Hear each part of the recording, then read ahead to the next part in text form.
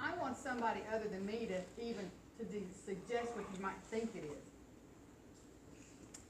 It's pimping our children out. Okay, so pimping our children. It's selling your children, and she's got an age range from young teenagers. Yes, ma'am. But they go much younger. So the one thing I want to make sure that we understand, when I say human trafficking, I'm not talking pimps. So back in the day when we used to talk about prostitution and pimps, you have a certain thing in your mind about pimps. That's not what we're talking about. We're talking about people who are taking our children and making them have sex for money. We're not pimping. We're not pimping. Trafficking is force and against their will. When you think prostitution, do you think force? A lot of people don't. I mean, that's just the way it is. That they don't see it that way.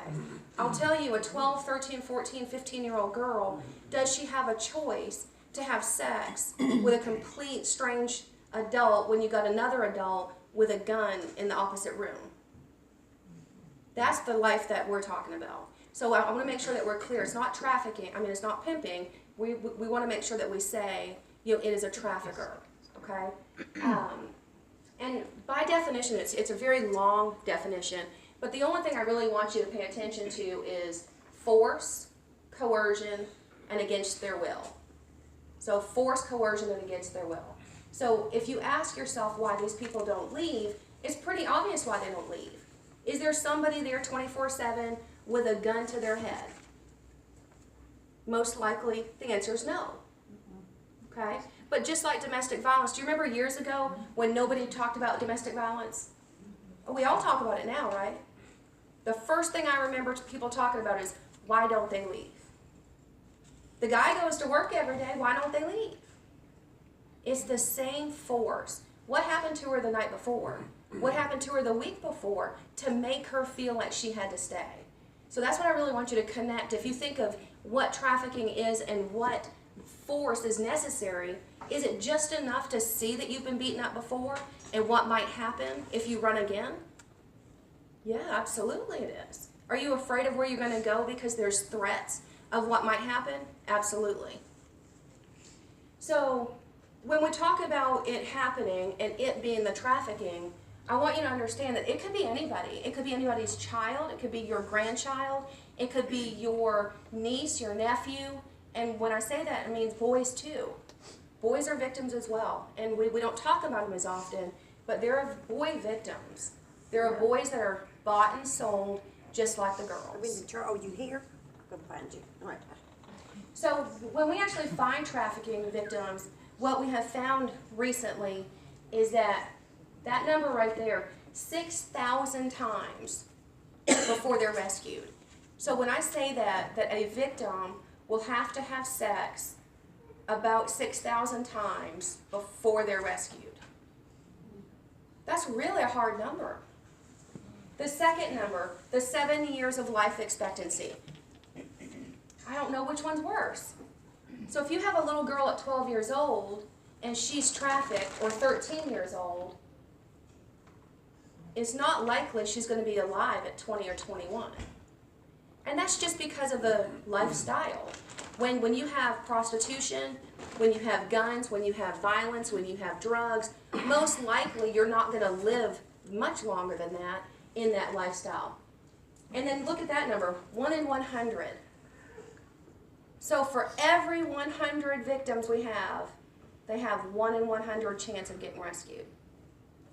So what that means is we have 100 girls or boys, and we're only going to get one of them. Or they're going to see people like the fire department, the police department, 100 times before we identify them. That's terrible. It's terrible numbers. So that's why speaking to groups like this is really important, because all the awareness and everything that we can do is not enough. If we don't have your two eyes, and you guys to do something with this information, we're just talking on deaf ears. So in Metro Atlanta, is it happening? Yeah. Yeah. This video right here, I want you to watch it real quick and then we'll talk about it right after.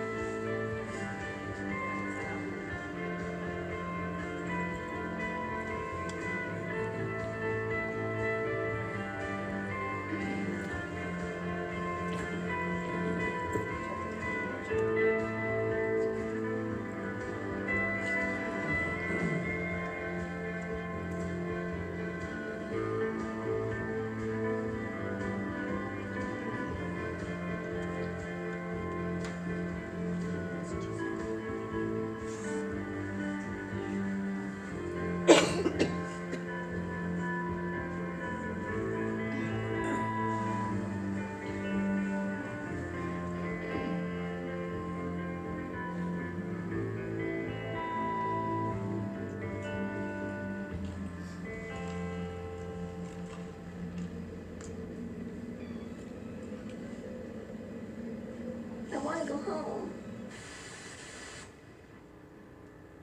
So as you watch that video, was there one number that stuck out to you?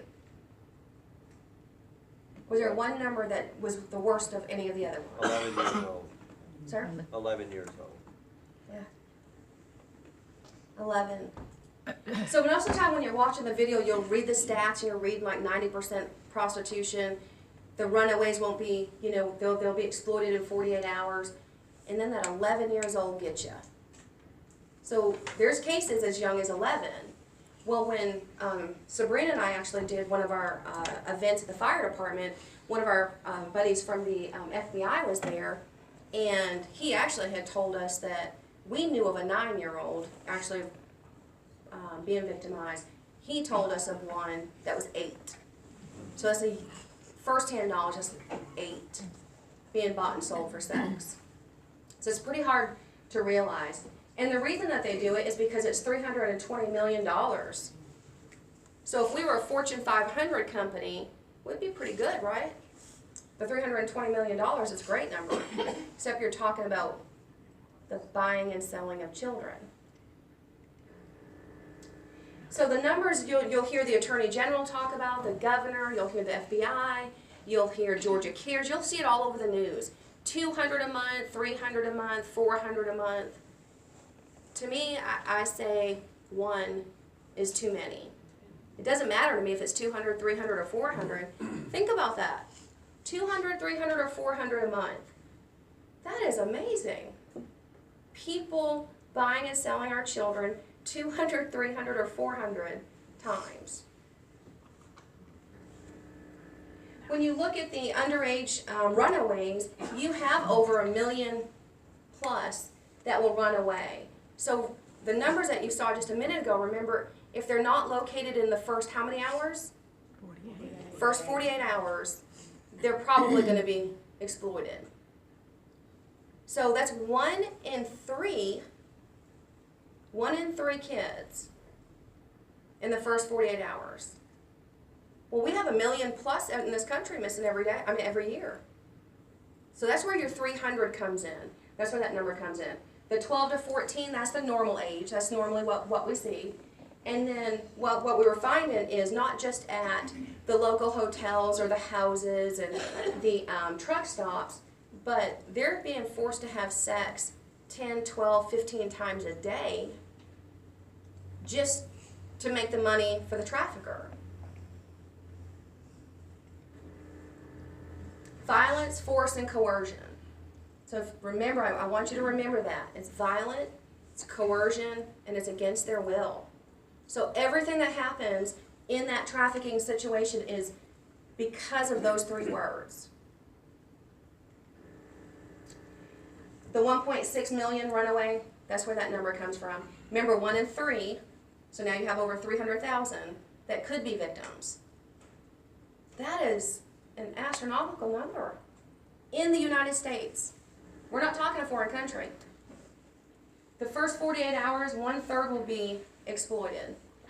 And that's just normal, because if you have a little girl who runs away, let's say 14, 15 years old, and then she's running down Terra Boulevard or 85 in her pajamas, right, because she snuck out in the middle of the night. What's the weather outside right now? Okay. So what do you think that they're going to run away with?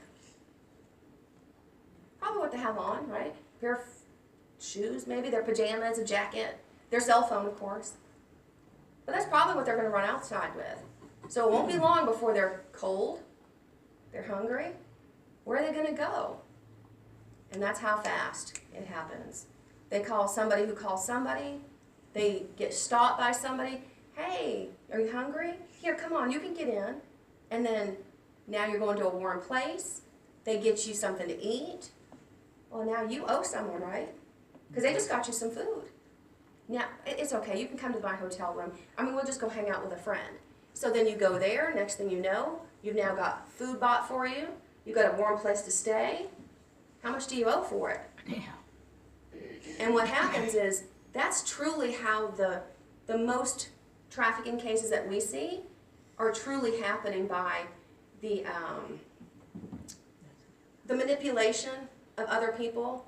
And I'm not talking your kids are kidnapped off the streets. That happens too.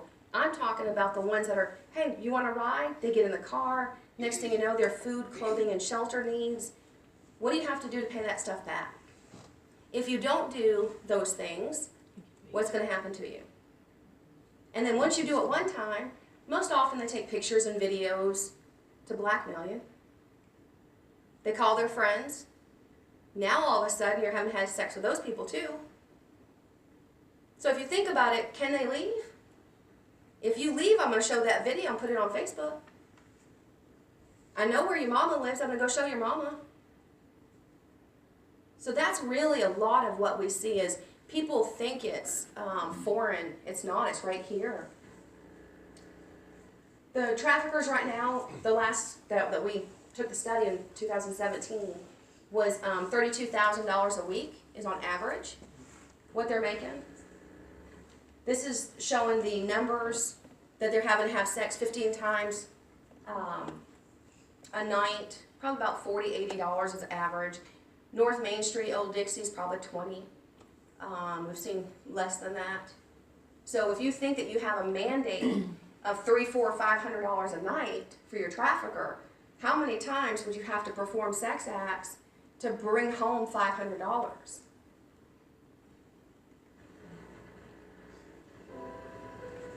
Right here in the U.S., thousands of kids are trafficked and prostituted. If you think these aren't our kids, you're wrong. These are our kids, our friends' kids, our neighbors' kids, kids with low self-esteem, or just looking to belong, that are easy prey to pimps and traffickers. My friend, she was really upset. She was like, I think he's really going to be upset. We don't have any money. And so we had to keep going in trucks. And sometimes we would stop and we would cry. These children are cut off from their families. They suffer violence and sexual abuse. And I just wanted to die. And I started to just think that maybe I deserved this for doing this to all my parents and to myself. These kids are not criminals. They are victims. We all have to help them and give them what they need to go from being victims to survivors. So when you hear that little girl talking about it and you hear him say, you know, they're not criminals, where do these kids come from? Where are they coming from? So the pathways are parents selling their kids? Yes. Yes, we've worked cases where people have exchanged rent to have access to the kid. When I used to do a lot of undercover work, we called them travelers. And we used to go online to engage in conversation with people across the country. And in this country, there are people who will travel from state to state to state to have sex with kids. I'm not talking 12, 13, 14-year-olds. We would traffic a fictional 7, 8, 9-year-old. I had people come from all over the country. We made cases, guy from St. Louis, Canada, Texas, CEOs of companies, VPs of companies, to have sex with my 8-year-old. So when people say that people are buying and selling kids, there's no doubt. There's no doubt. It's very easy. And thankfully, most of you and your faces just say it all. it is horrifying when you see that. What's horrifying is when you have the information and you don't do anything with it. So, violence, force, kidnapping, seduction, the modeling ads, we see that a lot. Peer recruitment is on the rise. We see that more often. I think it's because we started to learn more about it. But at the schools, what we saw is trafficking is actually happening. They'll go to school, talk to their friend, entice them that they can be in control of their money and get stuff too. Next thing you know, they're being trafficked by the same person from school. So some of the challenges that we face, and the reason that you have the fire department here tonight, which is so strange to people, is some of the challenges we see are the lack of awareness. And the lack of awareness is not just on the police. If you think about how many times these children get beaten up, let's say they're at the hotel, how many times do you think that they see an EMT, a firefighter, a paramedic, or a nurse, and we miss it because you didn't know what you saw? You thought it was just a victim that got beat up, right? But you missed all the signs, not because you didn't care, you didn't know. Remember back in the day when you would have your victim and your abuser of domestic violence go to the hospital? Why do we keep releasing the victim without talking to her? People just didn't talk about it and they didn't know. Well, they do now. So we have more training for that.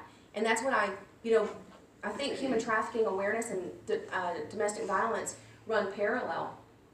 People don't recognize what they see, and the kids are liar, pants on fire. They'll lie. Remember, they're runaways, right? So they're going to lie to us. They're going to tell us their names are A, B, and C. They're not. We can't find them. We won't be able to figure out who the person is with them. They're just liars, but they're good at it. You think about what happens when they don't lie. What happens if that trafficker hears them telling the truth? And we let them go back to them. So if you think about that, they know how many times we've dropped the ball before. Why would they have trust in us now that we're going to be smart enough to pick up on it? You have to lie. It's self-preservation. So the relationships that we have are so important. The police, the fire department, the hospitals, the churches, our community. We have to have people like this group right here talking about it and doing something about it. So we can't just keep talking. There's no fingers to blame. Who are we going to blame? Ourselves? Because each one of us are in a situation where you could have seen a victim. You just didn't know what you were looking at. You just didn't know. And the biggest thing I wanted you to see is those pictures right there. What does a trafficker look like? Which one? They all look We could be. Well, every one of them are traffickers. Every one of them. So there is no textbook description, so we really don't even know what we're looking at, or we don't know what to go look for. The one thing I tell people when I leave presentations is, after you have the information, you can't do nothing. Before, you could actually say you didn't know about it. I didn't know people were buying and selling kids. What am I supposed to do? I'm only one person. But you know now. So that phrase right there, I say it all the time at all of my presentations. No one can do everything, but everyone can do something. Whatever that something is going to be for you today, you have to do something. You don't need that. The child sex trafficking rescue bags, that actually came from us actually rescuing kids in the middle of the night and bringing them back to the police department. And what would happen is, anyone ever been to the police department before? Anyone ever sat inside one of those rooms, looking for a report or do a death notification or anything like that? They're not fun. They're cold. They have hard plastic chairs and tables, and the lights are bright like that. And we sit a kid, 13 years old, that's been victimized at those tables, at those chairs. How do you think they're dressed? Possibly. They're probably inappropriate for the weather. They may be under the influence, drugs, alcohol, whatever. You think they'll be hungry? Think they'll be thirsty? And what we found is that we, as police officers, we were actually going in our own pockets and buying stuff because we had a little girl in there that was hungry. They're cold. We had nothing to cover them up with. So what I started doing was reaching out to my circle of friends, and that's actually how Sabrina and I met, but starting to get stuff together for that specific reason. And then we had other people from other agencies saying, hey, do you have any more of that stuff? Like, yeah. So we started getting a bigger collection and bigger collection. So as of now, I started in 2014. 2019, we're at 1,100 bags that we have given out to victims or given to law enforcement or places that are rescuing. So when you think about a kid at 2 in the morning, they're going to get one of these bags. And think about they get to cover up with your blanket. If you have warm socks in there, they put your socks on. They can go take a shower. And then what I always did was put a letter, a handwritten note for comfort and hope inside that bag. And then when rescued, they have some crackers and some water and some stuff. But they open that little envelope and what do they read? Your words. They need those words. They need to know somebody loves them from where they just come from. Now I lay me down to sleep. I pray the Lord my soul to keep. My time before I wake, I pray the Lord my soul to keep. 14 years old. 500. 500. The number of underage girls who are sexually trafficked in Atlanta each month. I want to go home. My Father, Daddy, where are you? 7,200. 7,200. The number of men every month in Atlanta who are serviced by these underage girls. thy kingdom come, thy He will touched me. on earth as it is in heaven. 100 to 150. The number of girls who are raped for profit each weekend in Atlanta. God, why did you let this happen to Valley him? of the shadow of death, I will fear no evil. 14. 14. The average age of an exploited teen in Atlanta. 14 years old. I'm afraid to leave. Don't forget me. 9. 9. Girls as young as 9 years old have been known to be sexually trafficked. I'm so ashamed. Please, help me. 7. The average number of years before a teen is killed or dies after entering the trade. 300,000. The number of underage girls at risk of sexual exploitation in the U.S. 55. The percentage of internet child pornography based in the U.S. 90. The percent of victims of sexual exploitation who are also sexually abused at a young age. 1. 1. 1. 1. 1. 1. What? 1. The number of people it takes to make a difference in this world. It starts with you. Thy kingdom come, thy So we won't go through that because we don't have enough time. But on your table, you'll find this poster right here. When you looked at this poster, Georgia law passed that every tattoo place, hotel, motel place has to have the poster. That to me looked like an OSHA poster. I didn't like it. I don't think it stood out. So we created a different poster. So to me, when you post this, you actually see it. You say, "Ooh, what is that?" That one looks like a notice of like hand washing. I don't know. But so anyway, we created a different poster, and what I did is I put it on your table. So remember the phrase that I said: no one can do everything, but everyone can do something. So you can start with those posters. You can take it back to your group. You can put it in your classroom. You can take it to whatever group you go to. Not this, but somewhere else. You can put it in the church. You could have dialogue with people now, because now you know and you can do something. So if you need more posters, let us know. But I'm really running out of time for Sabrina, so I don't want to keep talking. But the flyer has a lot of information on it as well, both sides. And then this one here on the rescue bag, if you have this one or if you need this one, this is how you can start a collection of your own. And the bags actually, we give them out, we take pictures, we send them. Obviously we'll never get a picture of a victim, receiving the bag, but the officers who give them out let us know that. So if there's anything else that you need from me, I'll be here through Sabrina's presentation. But I know your faces and I see it all the time, and I'm so sorry. But now that you know what it is and that it is happening, it happens in Terra Boulevard, it happens in Lovejoy, it happens in Jonesboro, it's everywhere.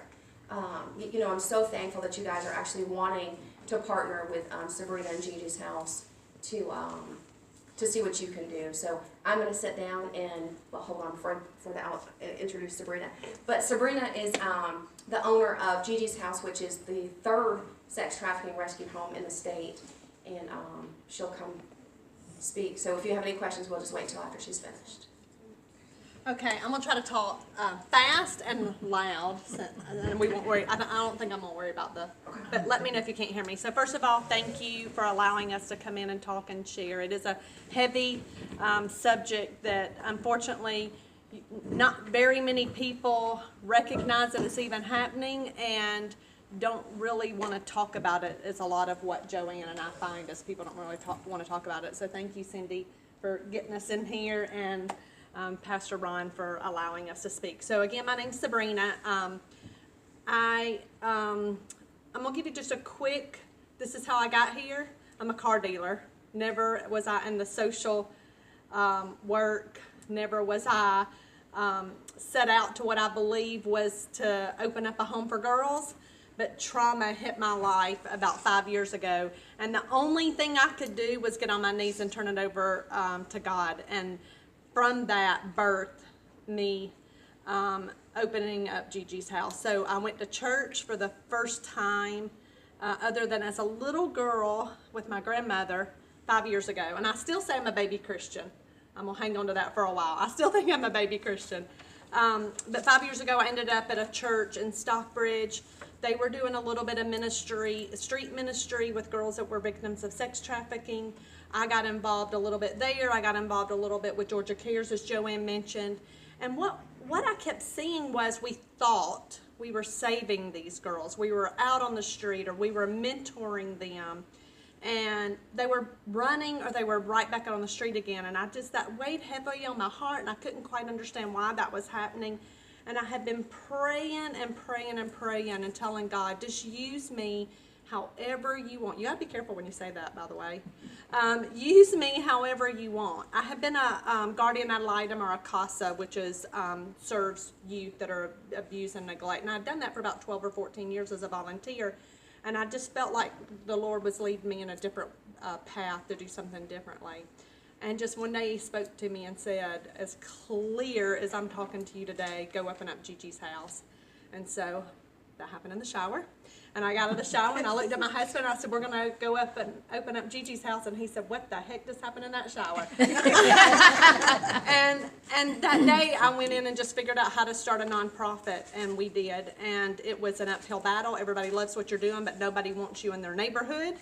Nobody wants girls that are abuse and neglect. Nobody wants runaways. No one wants what we call throwaways. Nobody wanted us. So it took a lot to get a house open. We actually were gifted a home, had the home open. The pastor decided to close it because the girls were runaways and it was in a very rough part of town. But I know that sometimes we just need to be obedient and let God be in control instead of us being in control. And that's hard for me because I like to be in control. And so when I finally let Him be in control, He got me to Clayton County, which I live and work in Clayton, but that's where the house ended up being built. And since then, we have been gifted 7 acres, and we're going to build more because we've built a 10-bedroom home. It's always full, and I have a waiting list of girls as young as 13. My youngest girl is 13.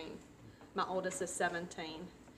And like I say, we have a waiting list of girls waiting to get into the home.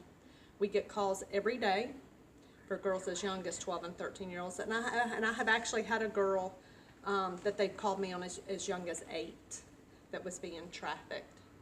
And so I'll talk a bit about our home, and then I'll talk a little bit about who our girls are and who we're serving. So 10-bedroom home.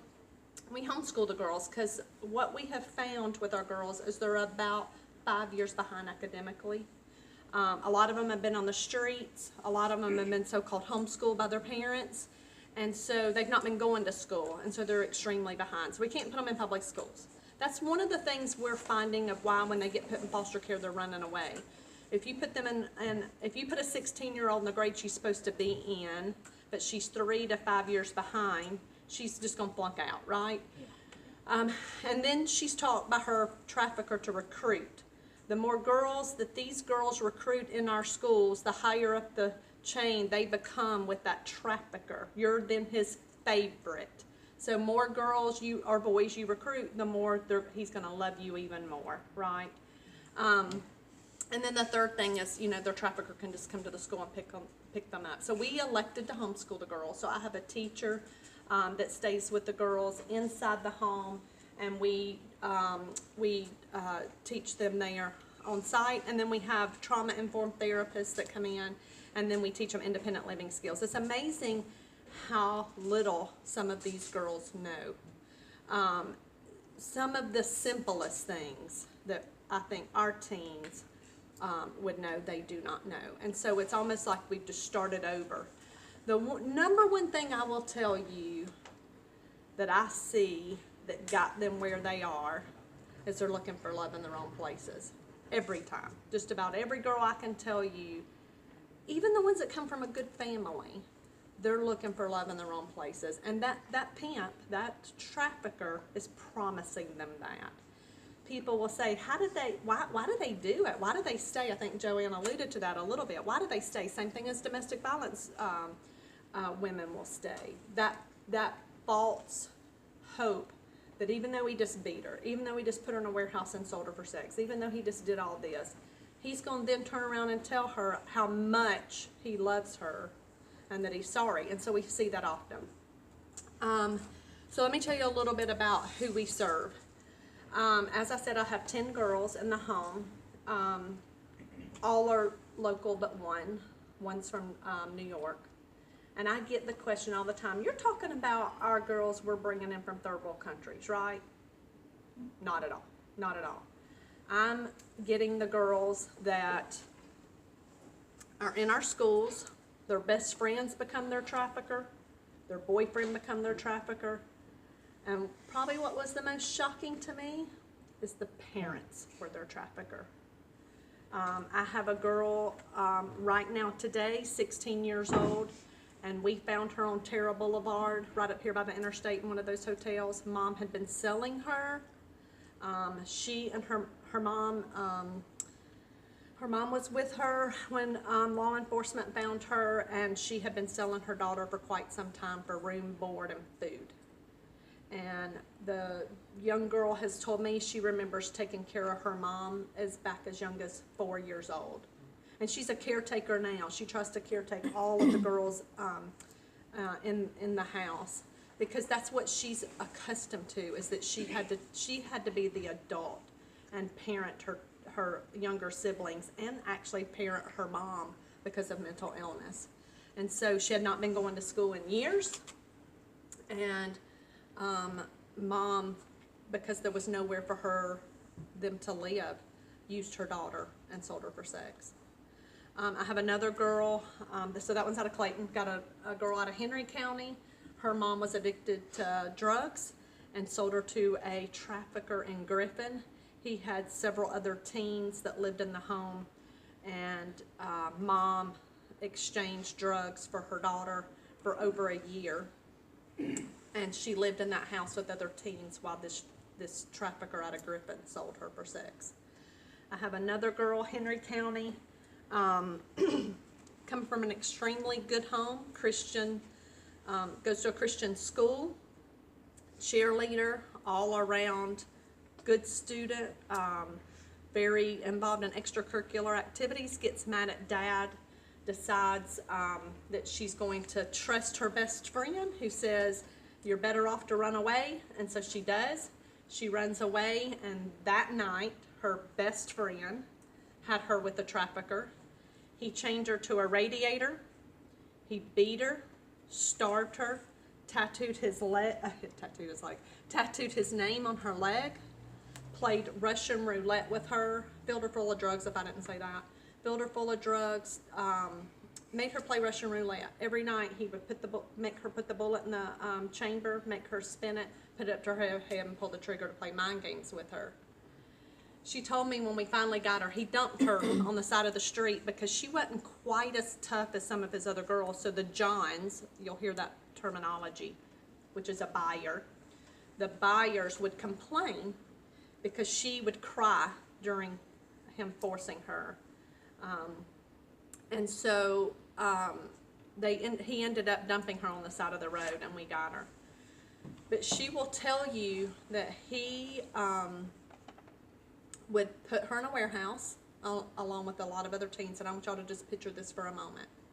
And I'm sorry that we got kids in here and this is a little graphic, but I want you to picture that you walk into a warehouse and you've got a mattress that's sold, and a mattress and a mattress and a mattress. There's no bedrooms, there's no partitions, but we truly have teen girls that are laying on these mattresses in Atlanta, and one right after another, men come in 12 to 15 nights and rape them in exchange for money.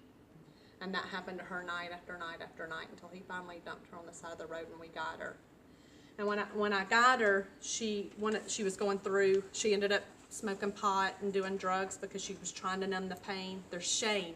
They come to us with a tremendous amount of shame. It's not their fault. And the one thing I'll tell you about our house that I think differs from the others, and Joanne said this, but we're only 3 homes in all of Georgia. 3. One that wasn't in Georgia just got suspended, so we've got 1 on the south side, 1 on the west side, and 1 here in Clayton County. Between us 3, there's less than 30 beds, but yet we've got hundreds of girls, hundreds. And so, but when I got her, one of the things that, she said to me is that every single day when she put that bullet up to her head, that gun up to her head, she wished the bullet would have went off. The pain just was too unbearable. And so after about a year of trauma therapy, she goes back and forth between Gigi's house and her mom. We took her because I couldn't get anybody in Georgia to cover her tattoo. Her and her mom had decided they didn't want it removed, too painful, didn't like where it was on her leg. She wears a skirt because she goes to a Christian school, and every day she had to live with the fact that there was a man's name tattooed on her leg. And so we finally got to Alabama, and we got her tattoo covered. And I don't know if I already said this, but that's common. They brand them. The traffickers brand their name so another trafficker can't take their property. And so his name was tattooed on her leg. We go to Alabama. We get it covered. She chooses a flower. And above it, she wrote, I am enough. I am worthy. Shoot, I just lost my track. But I am enough. And so we get in the car and we're driving, and she looked at me and she said, you know what? And this was after a year. She said, maybe now I can finally start to feel like I am enough. And that just hit me that, a year we've been getting her therapy, and the last piece of the puzzle was this man who owned her and trafficked her 12 to 15 times a night and branded her as if she were property. She now can start the healing process. And that's the thing that we try so hard to do in our home, is to tell them the love of Jesus and the grace, because they come with so much shame, as I said.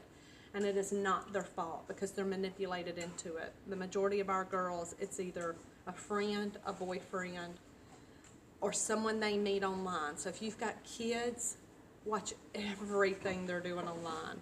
They're sitting right beside you on the sofa, and they're getting befriended by somebody that's trying to coerce them into this. And we're seeing this happen. As you can see, the numbers are increasing drastically. I mean, thousands of kids that we're talking about that is getting pulled into the life of trafficking. And the numbers in any organization that tries to track. And one of the things I'll tell you, it's kind of always been hard to traffic because they've always been classified as a runaway. And now that we're doing a lot more training, we're starting to get to the point to where we can decipher between a runaway and a girl that's getting trafficked.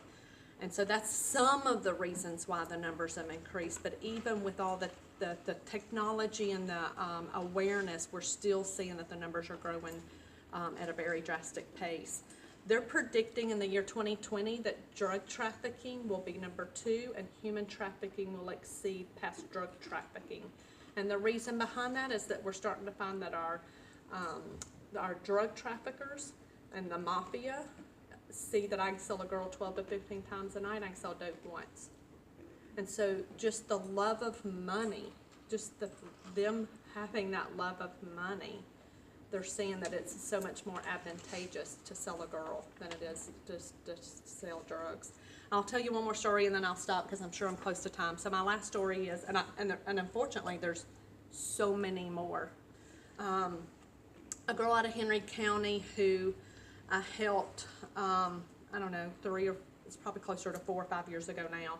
I'm sitting there with her at Twisted Taco in Fayetteville one day, and I've been with her for 4 hours, and I'm thinking, okay, I finally, broke the wall between us, and she's going to open up to me as she had been doing, and I told her that I would get Tracy to help her because she had just turned 18.